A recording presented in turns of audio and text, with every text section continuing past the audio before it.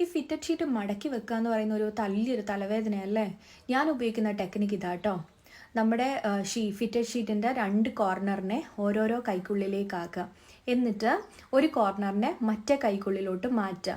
എന്നിട്ട് അതിനെ ഒന്ന് കുലുക്കി ചുളുക്കൊക്കെ ഒന്ന് മാറ്റി സ്ട്രെയിറ്റൻ ചെയ്യുക. ഇതുപോലെ ഇരിക്കും കേട്ടോ. തിരിച്ച് കഴിയുമ്പോൾ ഇതുപോലെ വരും. ഇതേപോലെ തന്നെ മറ്റേ സൈഡ് നമ്മൾ ചെയ്യണം. ഒരു കൈക്കുള്ളിലോട്ട് 2 കോർണറിനെയും കൂടെ ഒന്നിച്ച് മാറ്റിയെടുക്കണം. നോക്കിക്കേ, ഇപ്പം എൻ്റെ 2 കൈയിലും 2 കോർണർ വീതം വന്നിട്ടുണ്ട്. ഇതുപോലെ വരും കേട്ടോ. ഇതുപോലെ വന്ന് കഴിഞ്ഞിട്ട് എന്താ ചെയ്യേണ്ടതെന്ന് വെച്ചാൽ ഒരു കൈയിലോട്ട് മറ്റേ കോർണറിനെയും കൂടെ എടുത്ത് മറ്റേ കൈയിലെ കോർണറിനെയും കൂടെ. അപ്പം ഇപ്പം 4 കോർണറും എൻ്റെ ഒരു കൈയിലായിരിക്കുന്നത്.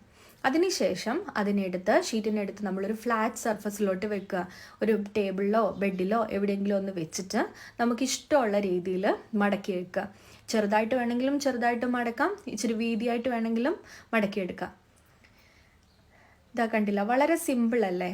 ആദ്യം പറയുമ്പോൾ അത് ഇങ്ങനെ കോംപ്ലിക്കേറ്റഡ് ആയിട്ട് തോന്നും. പക്ഷെ ഒരു വട്ടം ഒന്ന് ചെയ്ത് നോക്കിക്കഴിഞ്ഞാൽ വളരെ സിമ്പിളാണെന്ന് മനസ്സിലാവും.